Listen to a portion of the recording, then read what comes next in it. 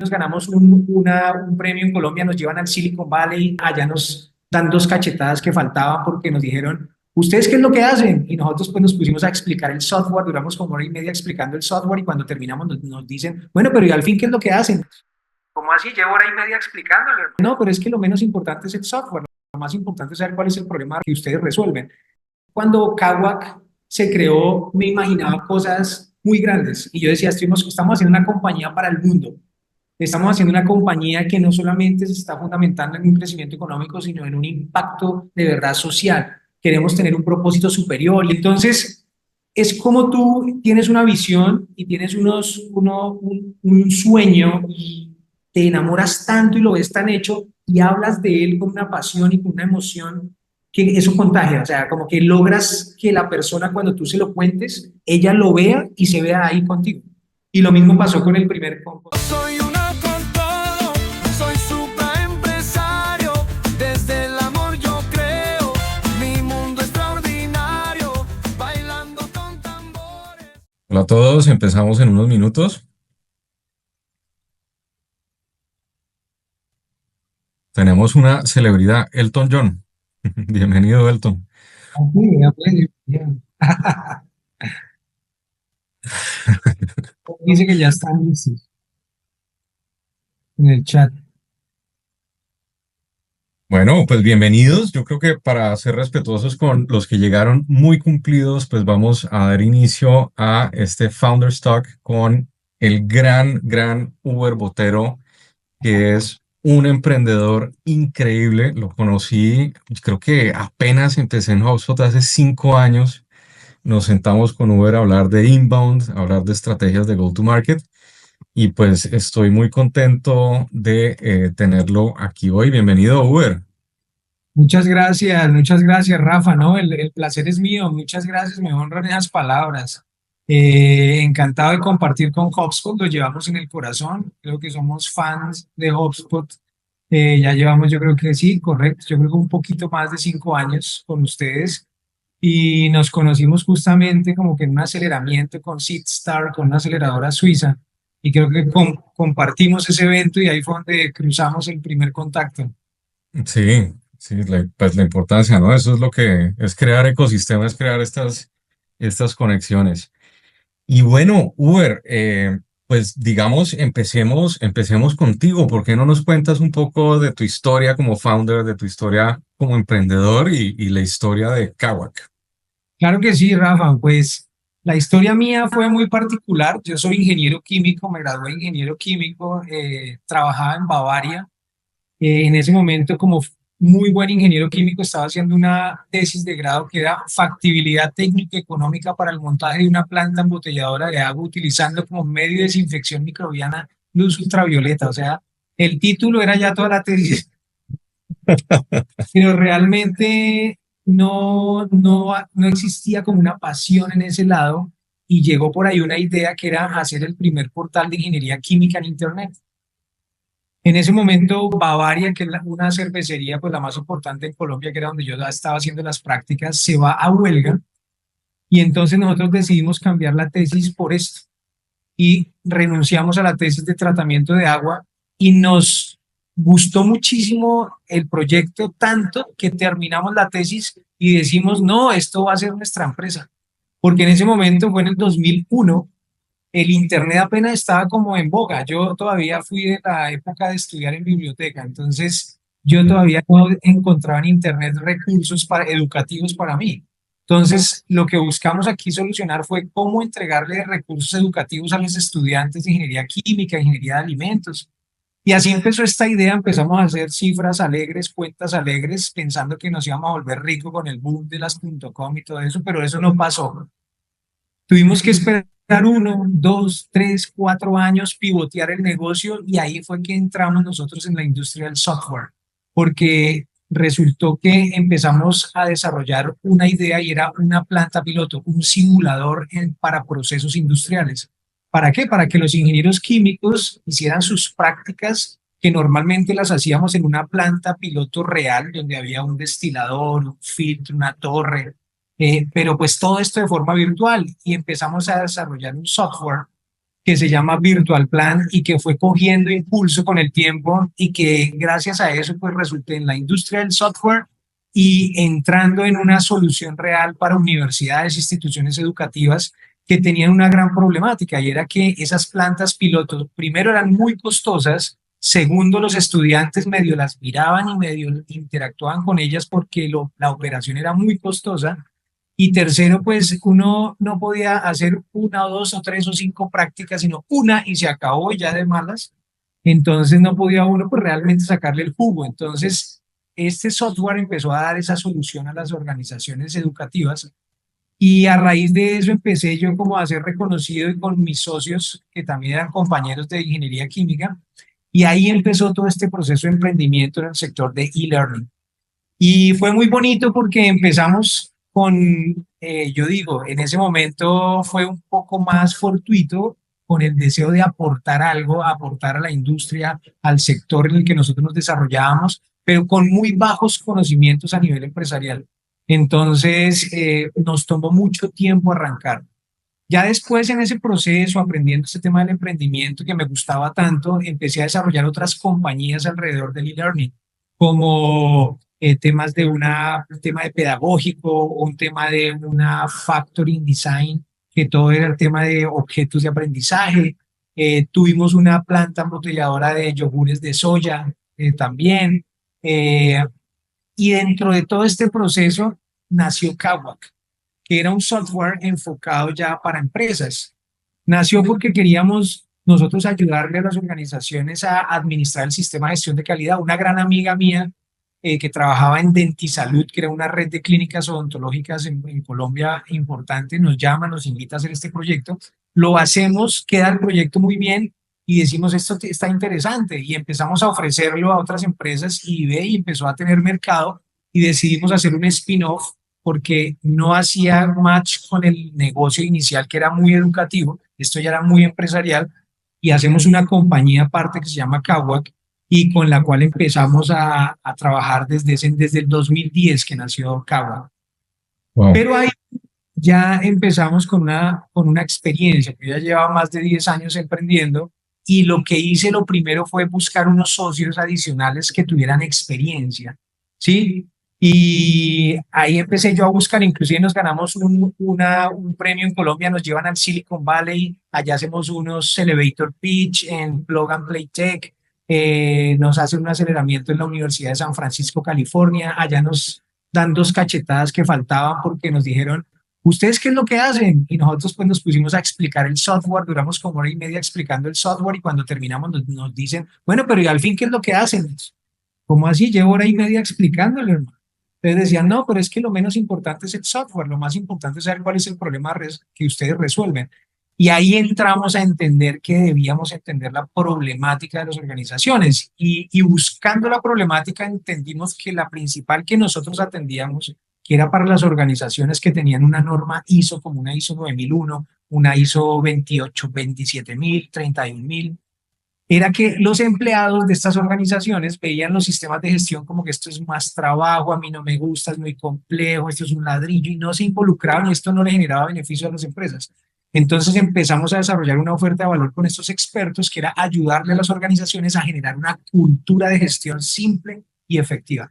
Y eso empezó a transformar pues toda la empresa, a darnos mucho más crecimiento y gracias al involucramiento de socios que trajimos a la compañía que tenían ya experiencia también con empresas de software más grandes, ellos trajeron mucho más, digamos, seniority a la organización, mucha más estrategia.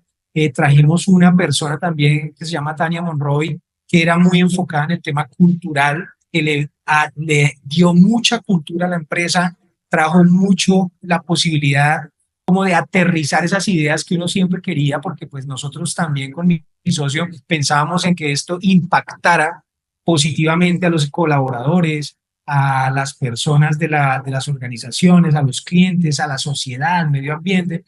Y llegamos con Tania y realmente ella empezó a hacer unas cosas muy interesantes que hoy en día nos permite tener una cultura interna muy sólida, ¿sí? Llevándonos hoy incluso de tener un certificado Great Place to Work, un nivel de rotación muy bajo y también pues tener un impacto. Estamos en busca de ser una corporación B. Tenemos bosque en el Amazonas con alianza con Saving de Amazon, trabajamos con aldeas infantiles, con otras organizaciones y tenemos un impacto grande en lo que es el balance laboral y personal, que es con lo que nos hemos comprometido. Y esa es como una historia muy resumida no, que en paralelo lo que yo diría es que todo esto también ha sido un viaje de transformación personal, ¿sí? Entonces, desde una inmadurez al inicio con un deseo netamente económico, que era lo que yo pensaba como empresario al principio y que me llevó a tener muchos fracasos, a tener hoy en día un entendimiento consciente de que una empresa es mucho más que generar dinero, ¿sí? Es generar beneficios para todos los que aquí participamos, es generar equipo, es generar una conciencia colectiva como compañía, es trasladar estos beneficios a muchas otras organizaciones, no solamente los clientes. Y ahí es donde estamos en este momento, muy agradecido con el equipo de trabajo de Cagua, con los socios que he tenido la fortuna de tener y con muchas entidades y organizaciones que nos han apoyado, incluso proveedores como ustedes. Me encanta esta historia y me encantan dos cosas que para mí sobresalen. La primera, partiste como haciendo spin-offs de un problema que tú veías y decidiste pues ser la solución y empezar a escalar esa solución hacia otras empresas, otras compañías, apoyarlas. Y lo siguiente es tener un propósito más allá que se alimenta de la cultura e incluso que alimenta a la cultura organizacional y finalmente tener esa cultura como una prioridad, porque lo que entiendo es que tú trajiste a una socia que era Tania, que enfatizaba muchísimo la cultura dentro de tu empresa, ¿cierto? Y a un socio Eh, como José Manuel, que José Manuel fue el primer socio que vinculó a Tania. A través de José Manuel también llega Tania y José Manuel, pues él también con su idea de aportar, era un tema súper importante para nosotros. Nos entendimos muy bien desde ahí. ujú. Quería preguntarte, bueno, aquí aprendiendo un poco de cómo reclutaste, por así decirlo, a los socios, súper interesante. Quería también que me contaras un poco del proceso de cómo fue esa contratación ya de la primera persona, del primero o segundo empleado o empleada que tuvieron ustedes. eh, ¿Cómo fue ese momento en que deciden contratarla? ¿Por qué? ¿Para qué sector? ¿Cómo fue un poco este proceso? En mis inicios con la primera compañía, la de parte educativa, lo primero que contratamos fue ingenieros de sistemas. ¿Por qué? Porque pues nosotros éramos ingenieros químicos y nosotros llevábamos un desarrollo educativo a nivel conceptual y de procesos muy bueno, pero cuando ya entramos en software, lo primero que buscamos fue ingenieros de sistemas para que nos ayudaran a desarrollar el software, porque ya la competencia no la teníamos. ¿Listo? Ujú, Fue lo primero y ahí luego seguimos desarrollando esta estructura de producto y de servicio cada vez más sólida. Eso fue lo primero. En Caguac, eh, ahí lo primero que trajimos fue una ingeniera de sistemas también, pero ella trabajaba en Ingenio Colombiano, era la líder de producto de Caguac en Ingenio Colombiano, que es ujú, Carolina. Y ella la vinculamos y le damos una participación en la compañía también, que fue un componente importante, ¿sí? Porque en ese momento pues no había recursos. Mi debilidad era la de ingeniero de sistemas, porque yo no soy ingeniero de sistemas y pues necesitamos una persona que dominara esta materia y ella fue como la primera contratación oficial, ¿sí? Pero paralelo a eso también una persona que era la implementadora, que era consultora, que se llama Sonia Vargas, que era una persona que sabía de sistemas de gestión, ¿sí? Entonces, para entender el negocio, ¿sí? Y ahí ujú. esa fue la primera contratación. Ya. Después, con el tiempo fue muy chistoso porque dijimos, ya lo tenemos, ahora nos vamos para ventas. Y entonces ahí con el equipo y ya con la estructura de socios que teníamos, bueno, antes de eso la reclutación de los socios. Eh, de tanto buscar, la primera socia fue Carolina, que la traje de la otra compañía. Y yo hablaba con José Manuel porque él era cliente mío en la otra compañía. Él tiene otra compañía de e-learning, tiene otra compañía y ahí él era cliente y yo era su proveedor. y nos volvimos muy amigos. Y hablando, yo le decía que lo que quería hacer con Cagua, una vez me dijo, ¿y qué tal que el socio lo tenga aquí enfrente? Y yo, ¿cómo así? ¿En serio? Y ahí empezó una historia muy bonita de amistad y de sociedad que hoy en día se mantiene espectacular y que se vincula a la compañía y que para mí ha sido una bendición gigante porque trajo un expertise pues muy alto, Sí. una experiencia altísima y pudimos incorporar muchas cosas a la organización. Y él luego trae a Tania porque él vio Ujú. que el tema cultural, como lo hablábamos y estamos tan alineados, trae a Tania. Entonces se fue dando una cosa tras otra. Ya. Y esto, ahí sí pensamos en las ventas. Y resulta que Ok. lo que hicimos nosotros fue la matemática tradicional que hace uno con un emprendimiento en su momento y es, miremos el tamaño del mercado. Hicimos estimaciones, Bogotá, tanta cantidad de empresas, entonces aquí necesitamos 4 vendedores. Medellín, segunda capital importante, tanta cantidad de empresas, necesitamos 2 vendedores. Barranquilla, un vendedor, Cali, un vendedor, Bucaramanga, un vendedor, y nos llenamos de vendedores, contratamos como 9 vendedores.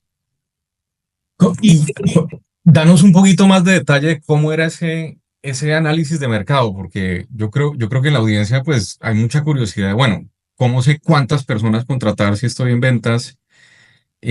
¿Cómo fueron esas matemáticas? pues esas matemáticas fueron para nosotros básicas. ¿Cómo fueron las matemáticas? Cantidad de empresas que habían en Colombia y las segmentamos de forma geográfica. ¿Sí? Ujú.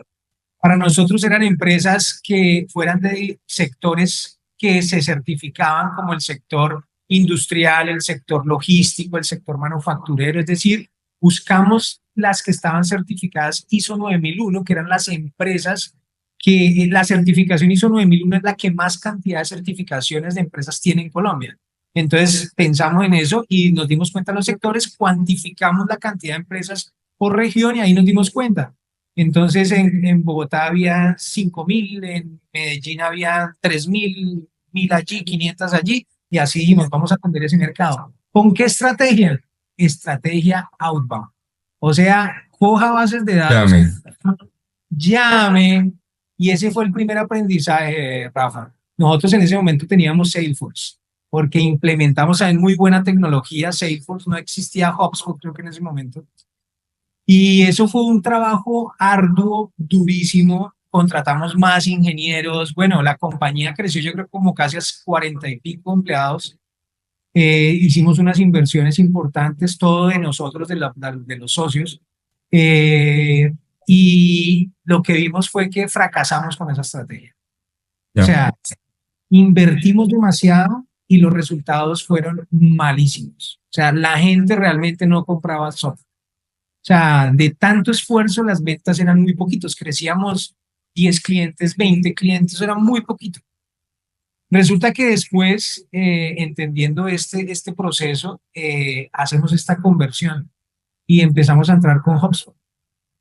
Y dijimos, no, vamos a meterle a esto inbound. Y salimos de todos los vendedores, ya ningún vendedor. Y el vendedor es este que les habla. Y dije, no, pues yo voy a poner a vender otra vez. Y empecé yo solo a vender, contraté fue un equipo que me hiciera el tema de back office para llamadas, un poquito de calificación, y empezamos, oye, y empecé a tener resultados, y empecé a vender más que lo que vendían 9 vendedores. Y Con eso, inbound.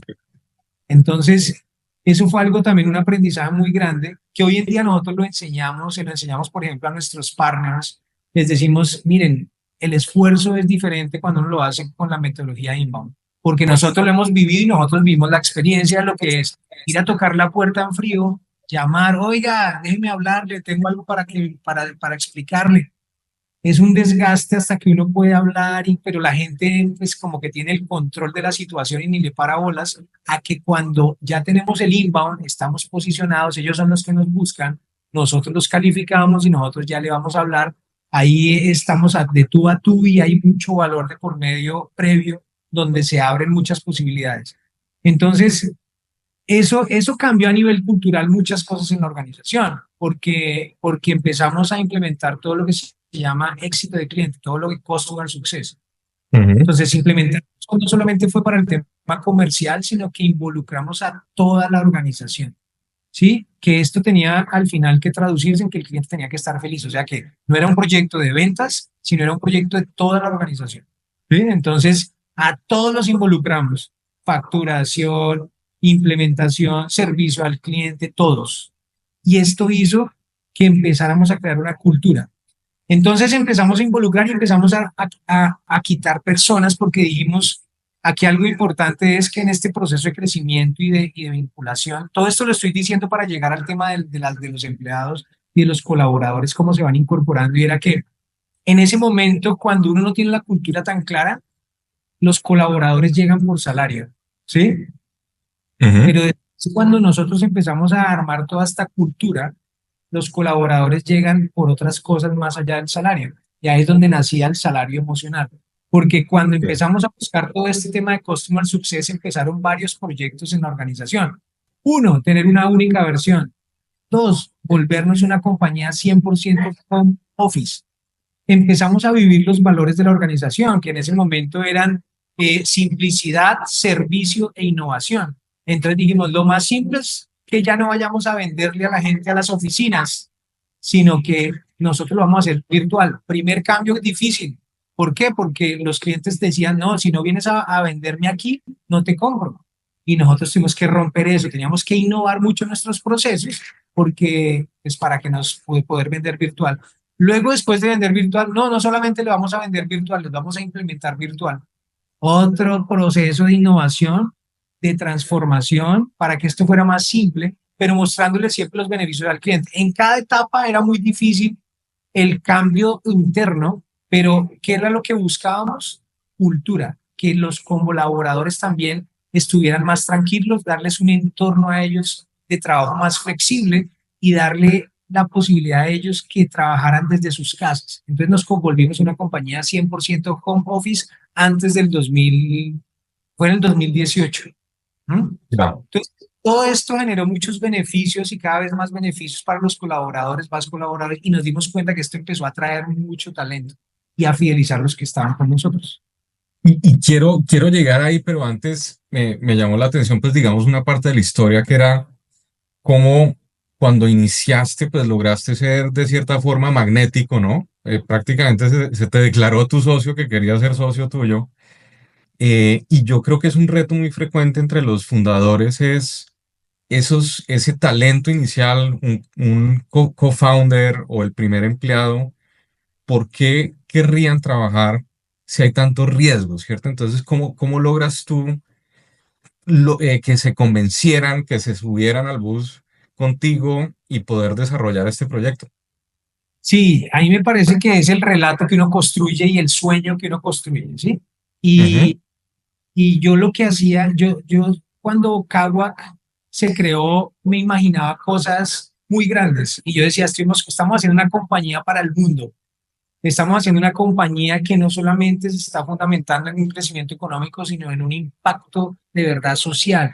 Queremos tener un propósito superior y empezaba a contarle mucho. Por ejemplo, en el caso con mi socio, le contaba lo que queríamos hacer y yo le decía, y es que Kawak solamente va a ser el vehículo, no es lo más importante, el software es el vehículo. Lo que queremos es tener, yo le llamaba de una tubería, le decía, es trasladar una tubería y luego empezar a abrir llavecitas para que esto sea ya un crecimiento muy grande, un impacto grandísimo y como que le vendía un futuro y un relato mucho más allá del económico de cómo quería impactar, por ejemplo, a nivel de los colaboradores. Siempre mi deseo ha sido, yo quiero ver a los colaboradores recibiendo beneficios también, yo quiero ver a los Ujú. colaboradores felices en la empresa. Entonces él trabajaba y ya tenía su compañía y él se enamoró de este proyecto, porque él decía, esto lo hablan mucho, pero no lo implementan. Y yo lo he vivido, me decía, y yo quiero implementarlo y yo te veo a ti muy convencido de que lo quieres implementar. Y yo le decía, Ujú. no estoy convencido, estoy, no dicho, decidido. Yo lo voy a implementar, lo voy a implementar. Entonces, es como tú tienes una visión y tienes un sueño y te enamoras tanto y lo ves tan hecho y hablas de él con una pasión y con una emoción que eso contagia, o sea, como que logras que la persona cuando tú se lo cuentes, ella lo vea y se vea ahí contigo. Y lo mismo pasó con con Carolina, por ejemplo, que le dije, mira, te doy el 10% de este salario, yo no te lo puedo dar, porque pues ella ya era una profesional que trabaja en la otra empresa, yo tenía que pasarla a esta otra empresa. Yo no te lo puedo pagar, pero te voy a dar este porcentaje. Ahorita la compañía pues está empezando, pero estos son, y empezaba otra vez a hablar. estos son los proyectos, este es el objetivo, hasta aquí queremos llegar. Y todo eso la enamoró también del proyecto. Y después con los colaboradores igual. O sea, y hoy en día creo que lo bonito ha sido que uno mira para atrás y ve gran parte de esos sueños realizados. Entonces hoy en día ya es muy diferente porque son los mismos colaboradores los que hablan de Ujú. eso.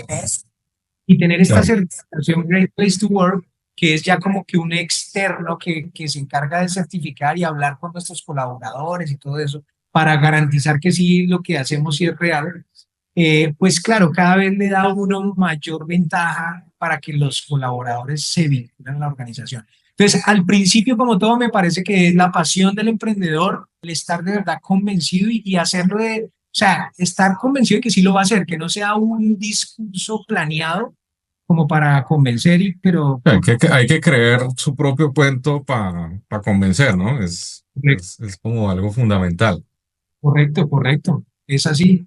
Uber, ¿y cómo sabías, por ejemplo, bueno, estos primeros colaboradores, obviamente los founders tienen que ofrecer participación en la empresa, como lo dices tú, no le puedo reemplazar el salario o no le puedo reemplazar de pronto algo que le ofrece una supercorporación, pero le doy este pedazo de mi empresa, ¿no?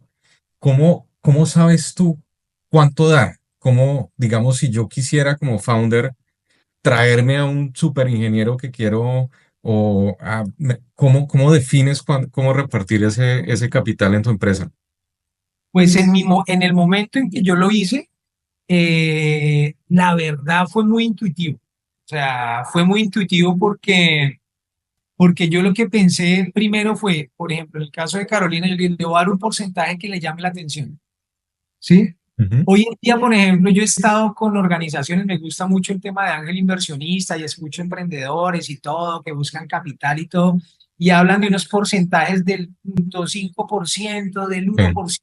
Y yo les digo, pero es que ese porcentaje no anima a nada. O sea, ese porcentaje parece un porcentaje tan pequeño. No, pero es que esto es una compañía que va a costar billones de dólares. Y entonces el ese por ciento de billones, y yo les, sí, pero ¿eso en cuántos años? Claro. Y eso que la probabilidad de llegar ahí no es grande, la probabilidad es mínima. O sea, la mayoría van a ser empresas que van creciendo y puede que les vaya bien, pero que uno tenga una valoración de billones, o sea, eso es una probabilidad. Entonces, en mi caso, yo pensé ser generoso con el porcentaje, es lo Ujú. primero. Como que fuera algo que si en la organización quedan 100 millones de pesos, que le toquen 10 pues es diferente. O que Claro. llegaron 500 que le toquen 50 a eso ya le llama la atención, ¿cierto? Pero Ujú. yo pensaba en eso, como que sí sea algo interesante para esa persona. Y en el caso de los socios, por ejemplo, en un socio, yo pensaba y decía con él, él me compró primero un pedazo. Ujú. Después ya fue como, yo me incorporo, pero negociemos este porcentaje. Dame este porcentaje más. Y mira, hagamos esto y dame este otro porcentaje más. Y yo le fui dando y le fui dando porque en el caso mío muy particular, no sé si a todos eso funcione de la misma forma, por eso te digo que fue muy intuición. Yo en el caso mío con mi socio como que sentía mucha conexión y veía que él no era de palabras solamente, sino era de mucha acción. O sea, era Ujú. una persona que primero se bajó de estar en otra compañía, en la otra que él tenía ganando muy bien, acá a ganar, mejor dicho, una décima parte, a ponernos el sueldo que nos pusimos en ese momento. Y yo dije, ¿en serio te lo vas a hacer? Sí, yo lo hago. Pues manejamos este porcentaje. Yo, bueno, listo, pero de lleno, sí, de lleno, yo les lo voy a apostar y yo, ok, listo. Pues si tú vas a hacer ese bajonazo, ¿cómo yo no voy a ceder? Entonces me parece que es un tema como también de soltar y de que todos ganemos, porque así fue que lo hice yo. Yo no lo he hecho con muchos porque no es que le daba a muchos colaboradores porcentaje. Lo que hacemos nosotros normalmente, con el caso de la mayor cantidad de colaboradores, es que destinamos un porcentaje de lo que queda y lo distribuimos. Pero entonces ahí es donde está el tema de cómo lo distribuimos. Lo Claro. distribuimos con salario emocional o lo distribuimos con bonificaciones especiales, lo distribuimos con viajes espectaculares que la gente normalmente no hace y nosotros los llevamos, los traemos de varias partes. Nosotros tenemos personal en México, en España, en Argentina, en Colombia, en varias ciudades. y los traemos que a este año, diga, por ejemplo, vamos para San Andrés ahorita en octubre y los traemos a todos que en un sitio chévere, tener una actividad. Ese tipo de cosas es como logramos como trasladar, porque nos dimos cuenta en algún momento que entregarles solamente el dinero no generaba un impacto tan grande como generarles el beneficio emocional, el salario emocional. ¿Sí? Ok, Vimos que el ok. salario emocional tiene más impacto en la vinculación que tiene la empresa y el colaborador. O sea, nos sella más, nos hace más unidad, como que nos incorpora. El darle un cheque, el darle una cifra, como que es algo que el colaborador dice, ya me lo gané, y el siguiente vez espera que llegue. Y pues se vuelve un número como cualquier otro número. Parte del salario, esto es lo que me gano. Sí, Y nadie espera tanto y pues esto es lo que me gano. Más lo otro no, más lo otro lo ve con expectativa y el viaje este dónde será. Y también tenemos que hacemos happy training y les damos unas horas del día para happy training, les damos el profesor. LPF ¿Qué, qué es Happy Training? son sesiones de deporte con una empresa que se llama Happy Training, que tenemos una sesión cada día por medio. Hay otra que se llama Happy Rumba, que les hacemos rumba los viernes. Hay otra que es LPF para ibopresivos para la postura, con una persona experta para que aprendan a manejar el core. Manejamos mindfulness, entonces para hacer mindfulness. Manejamos hombres Kagwak para una reunión con una persona especializada, terapeuta en compasión donde nos reúne a todos los hombres, les damos sesión de terapia con una persona que la llame a ella para que tenga sus sesiones ya temas personales, lo mismo mujeres Cagua para que ellas también. Tenemos el tema de MediSmart, que es temas de asistencia para hasta 5 familiares, hasta las mascotas, pueden meter hasta 2 mascotas para que ellos estén tranquilos. Les damos que temas, bueno, o sea, ese tipo de cosas tratamos de estarles llenando de más beneficios que sean beneficios, por eso le ponemos salario emocional. Salario emocional. Vemos que esto es más valorado, ¿sí? Ujú. Y nos hacen más, nos unen más con los colaboradores. Y esto, pues, es bonito. Claro, y quería ir un poco, pues, digamos, parte del tema que queremos conversar es la cultura, ¿cierto? Eh, ¿Qué es la cultura? La, Partamos de ahí. la cultura para mí es un nivel de conciencia, ¿sí? Es un nivel de conciencia, es cómo en este momento vemos las cosas. Entonces, yo tengo a nivel individual una conciencia y yo veo las cosas de esta forma, yo tengo, digamos, una cultura propia individual. Pero ya a nivel de empresa, si yo logro que todos tengamos una conciencia colectiva, vamos a generar una cultura colectiva. Y esa Ujú. cultura a nivel de conciencia es la que nos permite ver unas cosas que va a ser el insight para definir cómo actuamos, cuáles son los valores que ponemos como banderas y que vamos a trabajar para que esos valores se noten en la organización. ¿Sí? La cultura también es un comportamiento y una forma de reaccionar, ¿sí? Es como algo que se vuelve, que yo traslado mucho al inconsciente para que esa reacción inconsciente sea en automático y yo la haga, o sea, se vuelve del día a día.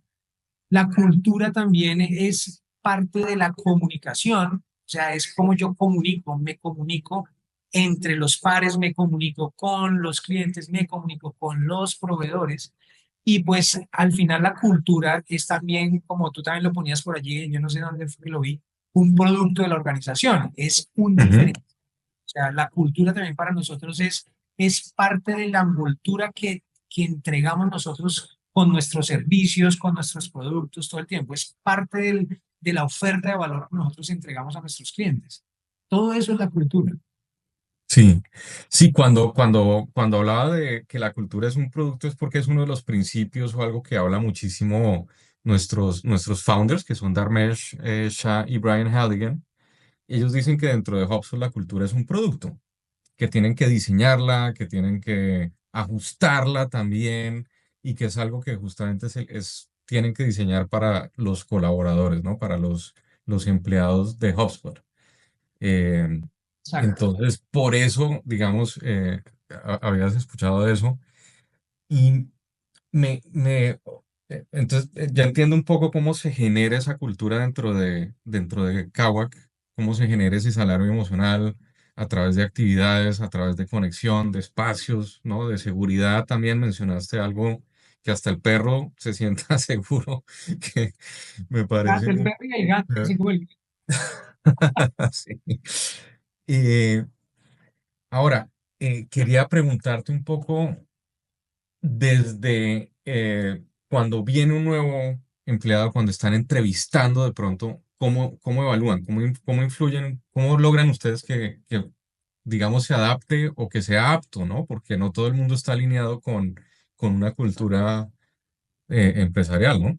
Claro, sí, lo primero es tener un orden empresarial. O sea, nosotros ya tenemos un orden. ¿Y qué es un orden empresarial? Estandarizar las cosas internamente. Entonces, nosotros internamente tenemos nuestra estructura por procesos, tenemos claramente cada proceso, cuáles son los cargos que maneja y cada cargo, cuál es la descripción del cargo. Y esa descripción del cargo no solamente es con funciones, sino también con actitudes, con aptitudes, con Ujú, cualidades, ¿sí?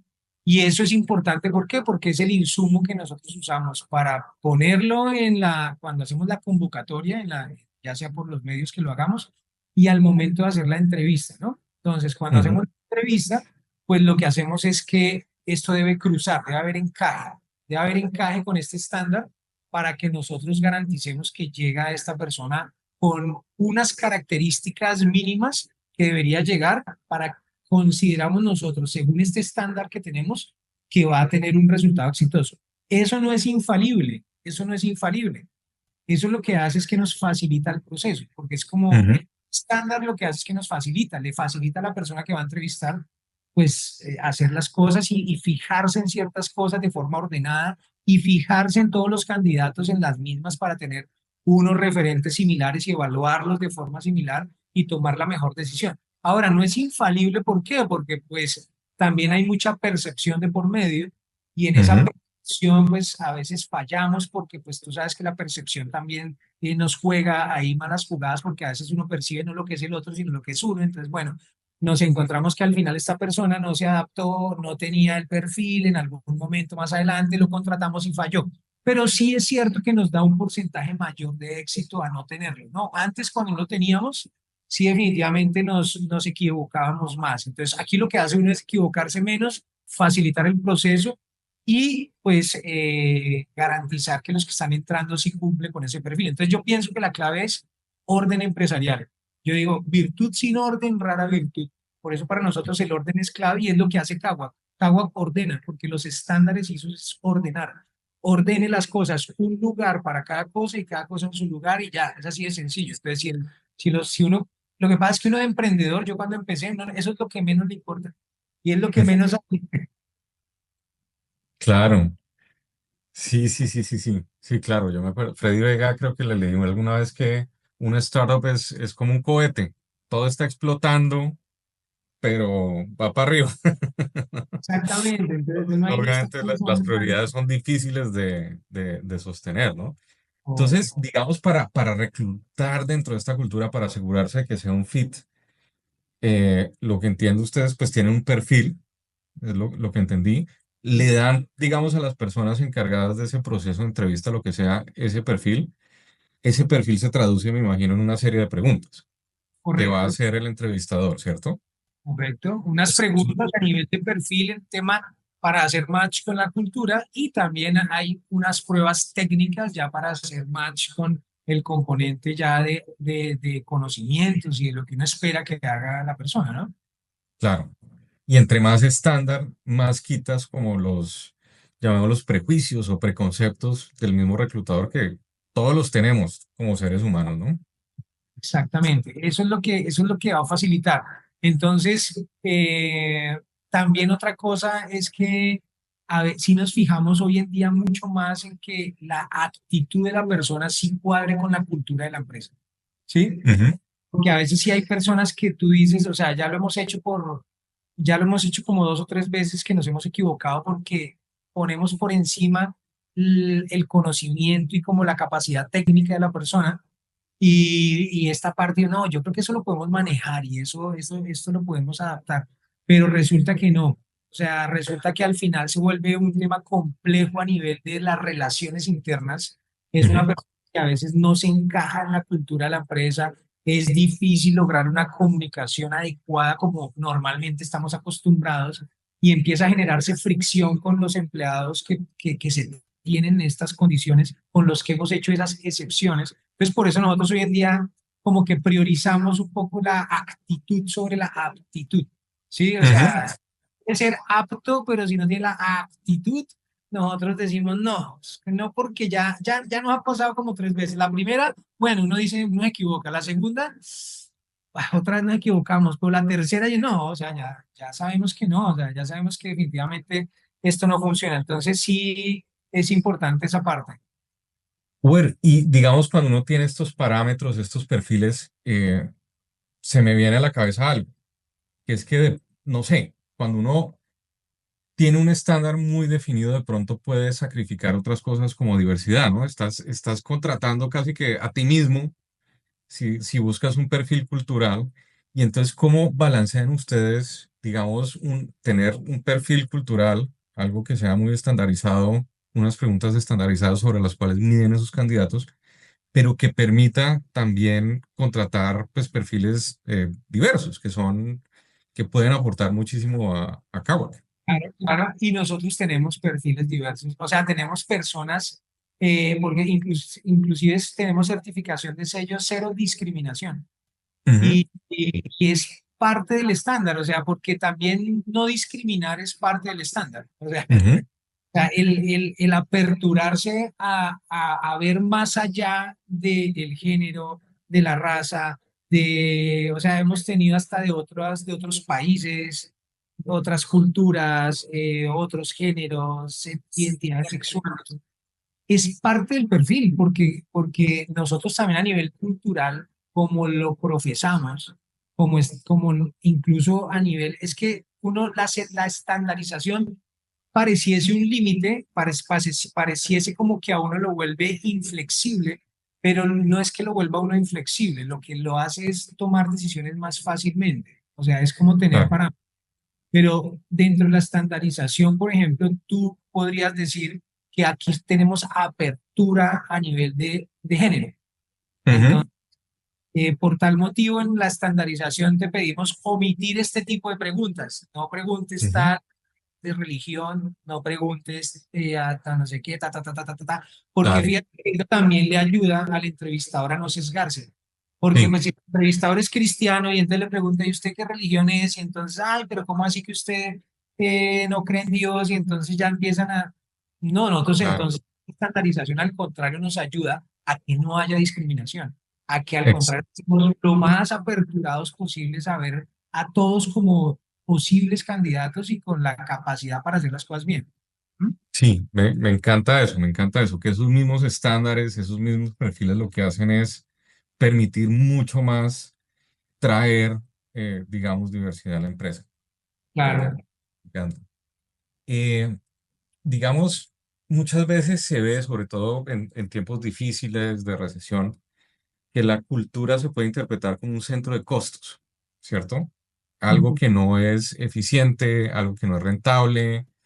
eh, ¿No? Quitemos los viajes, quitemos la pizza de los viernes que nos está costando, ¿sabes?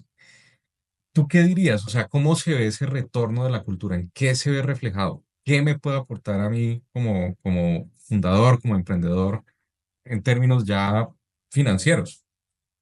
Esa es una muy buena pregunta, porque crear cultura no es crear beneficios abiertos como sin tener una cohesión de una estrategia, ¿sí?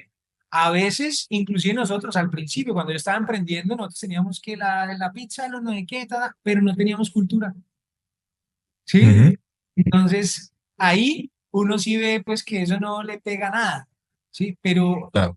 ahora, como tuvimos la oportunidad de traer personas que ayudan, porque uno como co-founder, uno sabe que uno tiene que poner cultura, pero uno necesita personas que sepan cómo generar cultura. Ahí fue donde Tania fue clave en este proceso, porque entonces ahí hay que hacer una estrategia. Y la Ujú, estrategia va más allá de que la pizza y esto. Por ejemplo, en nuestro caso, la cultura tiene que ver mucho con los valores de la organización. Y en nuestro ujú, caso, los valores son simplicidad, otro valor es servicio, otro valor es innovación y acabamos de poner otro valor que se llama autogestión. Pero ujú, es nuevecito. Antes estaban solamente estos tres valores. Y para generar cultura en esos tres valores, simplicidad, innovación y autogestión, le preguntamos a los colaboradores cuáles son sus sueños.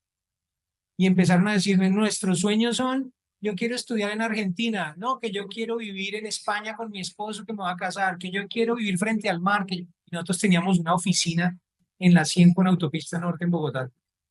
Y entonces empezamos a machar, bueno, ¿y ustedes quieren seguir trabajando con Cabo? Claro, nos encantaría. ¿Y seguirían haciendo eso? Entonces empezamos a plantear una estrategia para volvernos 100% home office. De tal forma que fuera más simple, fuera algo innovador, ¿sí? Y nos diera la posibilidad de prestar un mejor servicio a nuestros clientes y a nuestros colaboradores, servicio externo e interno. Y desarrollamos toda esa estrategia. Y entonces nos volvimos home office y todo eso nos generó mayor productividad. O sea, nosotros pasamos de tener como 40 y pico a tener 20 y pico colaboradores. Crecimos de una forma exponencial. Y entonces nos volvimos mucho más rentables. Entonces uno dice, empezamos a crear una cultura, eso tiene mucho más detalles, mucho más arandelas, pero quiero resumirlo porque creamos una cultura que después yo digo, esta cultura que hoy en día tenemos es una cultura que genera retorno todo el tiempo, genera Sí. retorno todo el tiempo. Yo no puedo retirarla, ¿sí? Porque justamente en nuestro caso, dentro de nuestra estrategia, parte de la cultura tiene que ver mucho con el estado de alegría y de felicidad de nuestros colaboradores. Y eso se traduce en ¿qué? En clientes felices, porque ellos están atendiendo a nuestros clientes con amor. O sea, es que ustedes ven a un comercial de nosotros y es ama lo que hace y lo atiende con amor y nosotros todo el tiempo. Y es Se que cree el cuento, ¿no? Que hablábamos que eso es creerse el cuento que uno está echando, estar convencido es supremamente importante. total. Y el implementador está en la misma. Si el de soporte técnico está, mejor dicho, dispuesto y venga, no, tranquilo, no, paciencia y venga y otra vez, y los ingenieros metiendo en la ficha y todos, los clientes están muy felices y los clientes no lo han reconocido. En este momento, cabo de este año, fue catalogado el software número 1 UMS a nivel global por Gartner Digital Markets. De más de 200 algo, casi 300 calificaciones de clientes, 4.6 estrellas sobre 5. Entonces, ahí está la respuesta. Retorno a la inversión todo. O sea, hay un retorno a la inversión. O Siempre. sea, ¿qué métricas te está impactando? Yo me imagino, retención de clientes, renovación, Churn eh, rate abajo. conversión, me imagino.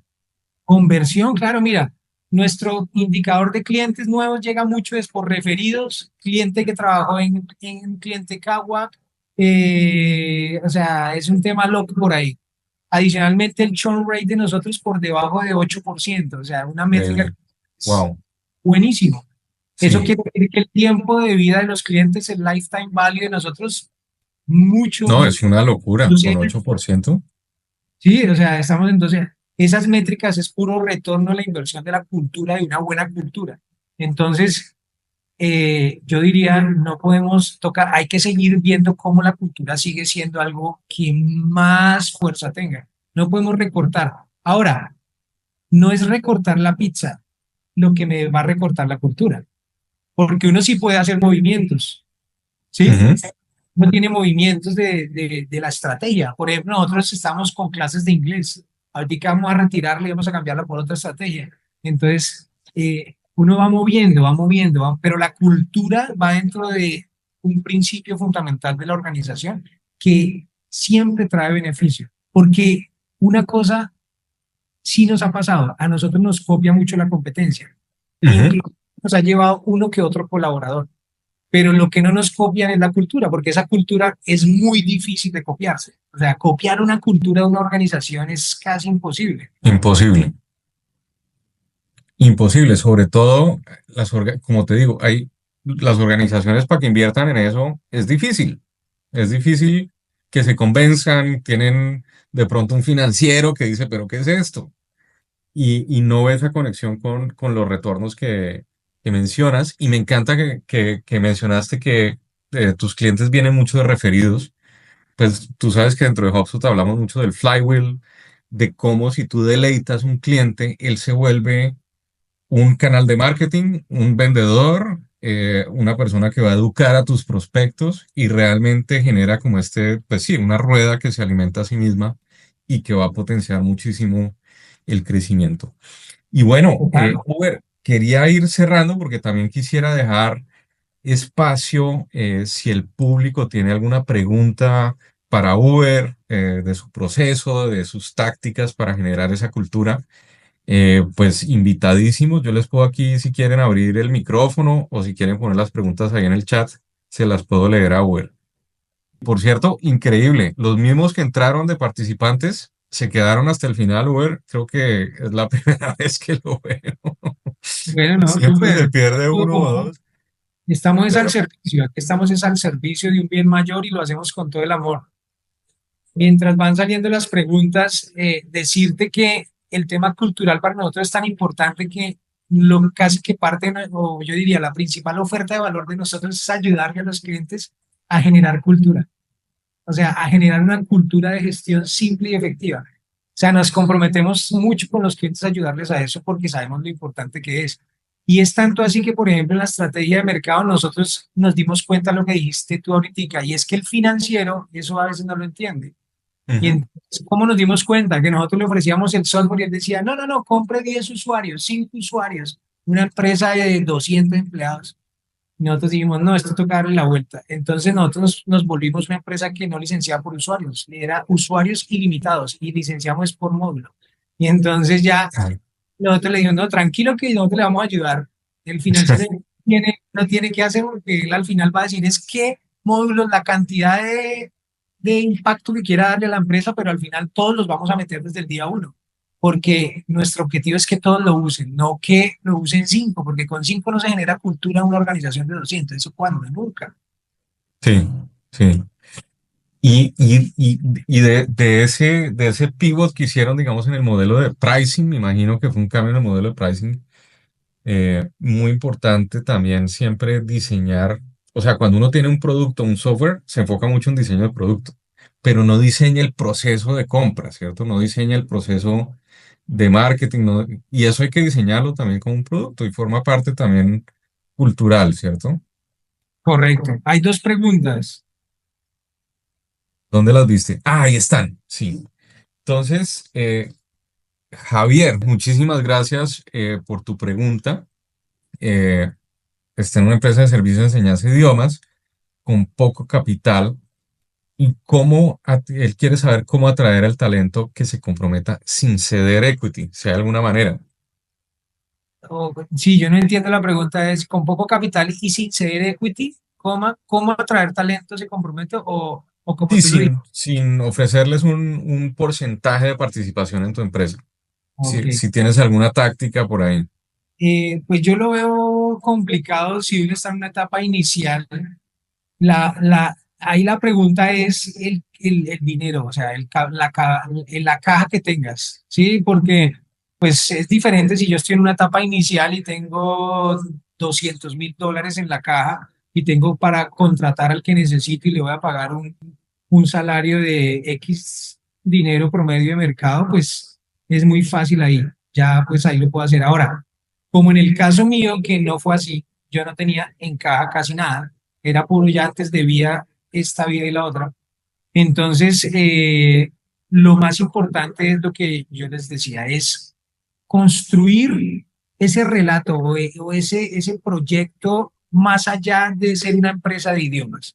¿Sí? No es una empresa de servicio de enseñanza de idiomas, sino es qué es lo que esperas lograr con la enseñanza de idiomas, o sea, qué es lo que quieres impactar, cuál es ese propósito más allá de eso y empezar a construir algo más allá. No, es que mi objetivo es enseñarle idiomas a las personas, no sé, de las comunidades afrodescendientes o comunidades impactadas por la violencia de los países de Latinoamérica que a través de buscar recursos públicos y entonces yo quiero, porque es que esas plataformas hoy en día no manejan un concepto de y entonces ayúdame porque mira, aquí que necesitamos es una persona y empiezas a vender un relato y un sueño más allá de que es una empresa de enseñanza de idiomas, porque si uno lo vende solo como, no, es que estoy montando una empresa de enseñanza de idiomas, ¿y qué idiomas? No, inglés y francés, por decir algo, no sé cómo es el objetivo y no sé si esto en propósito también lo tengas, pero pues solamente para dar el contexto, no atrae mucho, porque pues como esas hay muchas. Lo importante es cuál es el relato que te va a hacer diferente y que las personas digan, oiga, qué chévere, me gustaría ser parte de ese sueño. Utilizar la estrategia que hasta el mismo Steve Jobs utilizó para traerse al presidente de Pepsi a Apple cuando lo trajo de presidente y que le digo, ¿quieres quedarte vendiendo agua saborizada toda tu vida o quieres venir a una compañía donde vamos a cambiar el mundo? Entonces, es básicamente esa estrategia, es la que yo también utilicé, o sea, es hablar, soñar y estar convencido, obviamente, construirlo de corazón y que de verdad eso sea el objetivo, ¿no? Y eso es lo que yo decía, diría para traerlo. Tenemos una pregunta aquí de Abel que nos pregunta cuál es el porcentaje del presupuesto general que dedicas para implementar esta cultura organizacional. El porcentaje del presupuesto general para la cultura organizacional, Ujú. miren que nosotros no trabajamos tanto a nivel de porcentajes ni de presupuestos. O sea, en algún momento lo hicimos, pero no era tan chévere. Nosotros como tal no estamos destinando, vamos a destinar el 10% del presupuesto para eso. Lo que nosotros hacemos es principalmente, es qué queremos para la organización como cultural. Entonces, por ejemplo, nosotros queremos expandirnos globalmente.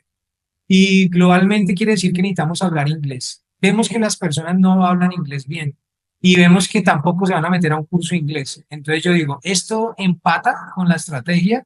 ¿Cuánto es el presupuesto? Coticemos cuáles son los proyectos y cuáles las proveedores que podrían darnos este servicio para nosotros. Y entonces vemos. Y Ujú. entonces vemos el presupuesto y decimos, bueno, ¿cuánto es la expectativa de vender este año?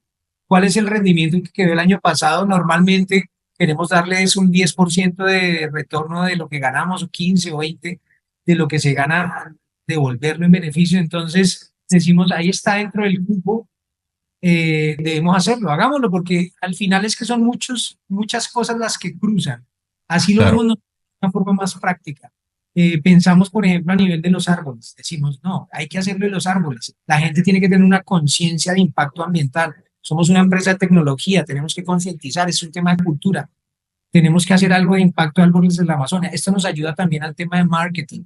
Nos ayuda a la fidelización del cliente. Vamos a ver cómo, entonces, por cada cliente vamos a sembrar un árbol, cada renovación más árboles, luego por cada usuario, tan, chin, chin, chin, y empezamos a crear toda la estrategia y todo cuadra. Es que si uno lo hace más estratégico, no solamente, sino cultura vinculada a la estrategia, es muy chévere, empieza a funcionar muy bien. Perfecto, muchísimas gracias. Y me había saltado una pregunta que es, ¿cuál es el reto que Kawak se ha puesto con sus partners consultores y qué espera a corto, mediano y largo plazo con el despliegue de gestión del conocimiento con inbound marketing?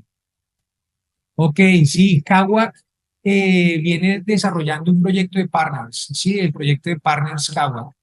Y nos hemos puesto como una meta importante ayudarle a los consultores. O sea, al final también todo se traduce en cómo generamos valor.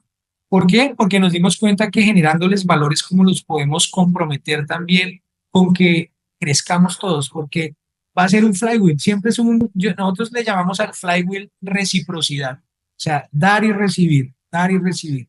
Entonces, por eso la palabra y lo que dice al final, conocimientos en inbound marketing, porque nosotros formamos a nuestros partners en inbound marketing, porque nos dimos cuenta siempre que le preguntábamos a nuestros partners potenciales que son consultores en sistemas de gestión de calidad, son esas personas que son auditores que le ayudan a empresas. ¿Usted cómo consigue clientes? Y la mayoría era, no, pues yo toco la puerta, cojo una base de datos, no, pues yo me pido esta referencia y tiene una secuencia de venta. No, pues yo sufro porque mientras estoy prestando el servicio, no estoy vendiendo. Mientras estoy vendiendo, no estoy prestando el servicio, entonces no tengo plata. Nada. Entonces nosotros dijimos, pues a ver, ¿cómo les ayudamos? Nosotros pasamos por esta. Y entonces Ujú. ahí nosotros dijimos, a nosotros nos funcionó inbound marketing. Si a nosotros nos funcionó, queremos decirles y compartirles lo que a los partners les puede funcionar. Y por eso estamos formando mucho en inbound marketing, en ventas inbound también, porque vemos que a ellos les puede servir y pueden sacar provecho y los va a fortalecer, no solamente a nivel de que crezcamos como negocio, sino a nivel de que sus empresas y la conciencia que esto genera la cultura que genera también es transversal a muchos otros beneficios. O sea, no solamente eso. Entonces, queremos crecer en ventas, obviamente, queremos crecer en más clientes, que los partners se sientan respaldados por una empresa de software que los hace quedar bien, que les da valor todo el tiempo, que les enseña que sus negocios vienen también con servicios adicionales para que sus facturaciones crezcan. Entonces, pues es crear un ecosistema de partners. Una empresa que nos inspira también es HubSpot con su ecosistema de partners. Y parte de la inspiración fue ese libro que me leí de HubSpot que se llama, ¿cómo es? ¿De 0 a 100? ¿O de Sales Acceleration Formula? No me acuerdo. Sí, sí, yo Porque es no de lo tengo Sales tan presente, pero por ahí va. es de la historia de HubSpot y al final el último capítulo decía la estrategia de partners al final para nosotros fue la mejor. Entonces, pues por ahí va el tema. Sí, sí, importante también como transmitir esa cultura a los partners. Y bueno, ya vamos llegando al final. Sé que quedaron algunas preguntas, pero de nuevo, Uber, quería agradecerte muchísimo. Súper, súper interesante. Aprendí, y yo creo que la audiencia, hablo en nombre de la audiencia también, aprendimos muchísimo de la importancia de la cultura, de cómo generar esa cultura, cómo esas contrataciones. Y de nuevo quería recordarles a todos que HubSpot tiene un programa que se llama HubSpot for Startups, donde ofrecemos educación, recursos y precios especiales para los emprendedores que apliquen. Uber, muchísimas gracias de nuevo. Si quieres te doy las últimas palabras y bueno, a la próxima. Súper, no, Rafa, muchas gracias a ti. Voy a cerrar justamente con la última pregunta para no dejar a Víctor ahí que dice que qué De recomendaciones una. para estructurar un proyecto de negocios. ¿Sí? Eh, es una pregunta que a mí me encanta porque a mí me gusta mucho el emprendimiento.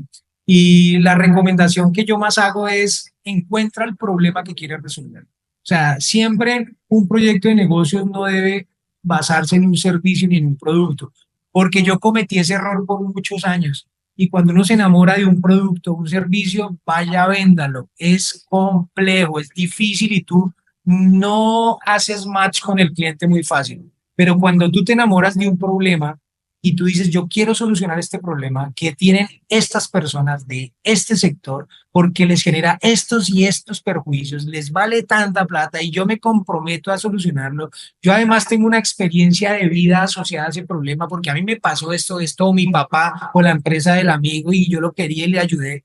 Y te enamoras tanto de ese problema, sobre un problema se hace un muy buen plan de negocios, ¿sí? Porque si te enamoras del problema, seguro vas a encontrar la mejor solución. Porque te enamoras tanto que la primera no funciona, vas a buscar la segunda no vas a buscar y hasta que llegas a encontrar la mejor. Y cuando hablas de problemas con el cliente potencial, cuando tú ya sabes que le vas a preguntar a ese cliente qué problema tiene, si tú ya sabes qué problema tiene y tú se lo puedes resolver y tú le dices, si yo lo resuelvo, ¿usted le gustaría?